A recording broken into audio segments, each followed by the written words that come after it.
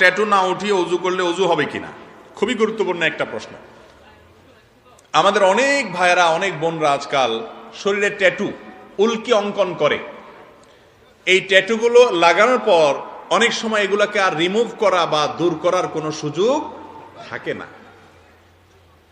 এই ট্যাটু অঙ্কন যে করে আর যে করায় দেয়, নবী করিম সাল্লাল্লাহু আলাইহি ওয়াসাল্লাম বলেছেন, লানাল্লাহুল ওয়াশিমাতা ওয়াল মুস্তাওশিমা, যে কারোর গায়ে ট্যাটু লাগায় দেয়, অঙ্কন করে দেয়, আর যার গায়ে লাগানো হলো, উভয়ের প্রতি আল্লাহর লানত এবং গজব বর্ষিত হয়।